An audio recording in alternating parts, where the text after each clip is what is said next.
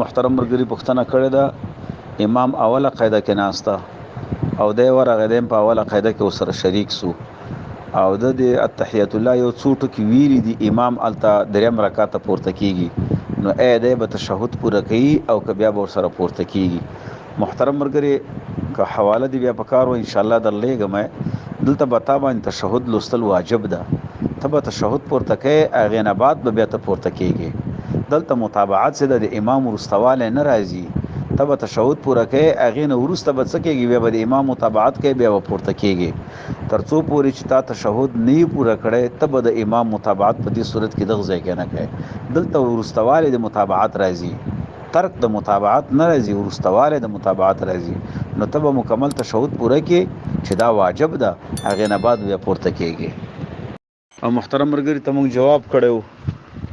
او د سوال کړو چې امام په تشهود کې وي په قاعده اوله کې وي او یو مقتدی راسي هغه متابعت سره وکي یعنی اقتدا ور سره وکي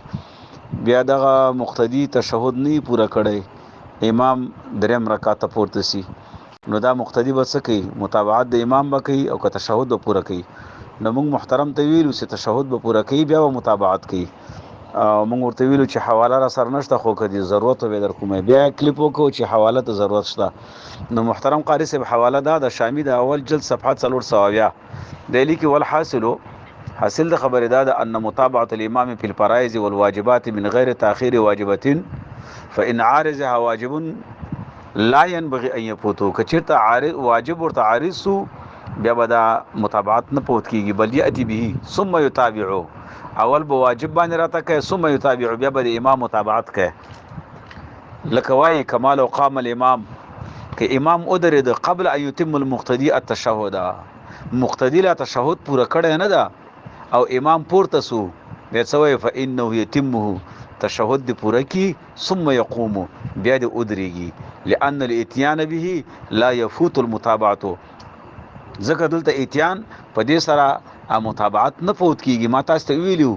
چې دلته تاخير راځي خو متابعت نه پوت کیږي بالکلیه ټکه سره دا ګوره بالکلیه خو انما يؤخرها لیکن ورس امام متابعت کې تاخير راځي خو پوت کېدل نه راځي تشهود دی پوره کی او بیا دا مقتدی ودرېږي او بیا لیکي والمتابعه مع قطعه تفوت بالكليه فكان تاخير احدى الواجبين مع الاتيان بهما اولى من ترك احدهما بالكليه دا شامي عبارت ده دا مکمل صریح جزئیه په دی باندې ده چې دغه مقتدی چې د سره امام سره په تشهود کې اقتدا وکول اندې به تشهود پوره کوي اغه نه بعد به بیا د دریم رکعت امام پس مطابقت پورته کیږي ملګرو په دې هیله چې ټول به روغ او جوړ اوسئ تاسو هم کولی شئ چې خپلې دیني پوښتنې د ویډیو په کمنټ کې راولېږئ تر څو مفتي صاحب درته ځواب کړي ملګرو زموږ دا پوسټونه تر نور ملګرو د ثواب په نیت شیر کوئ تر څو هر یو مسلمان د دې هر یو مسلې خبر او پوه شي السلام علیکم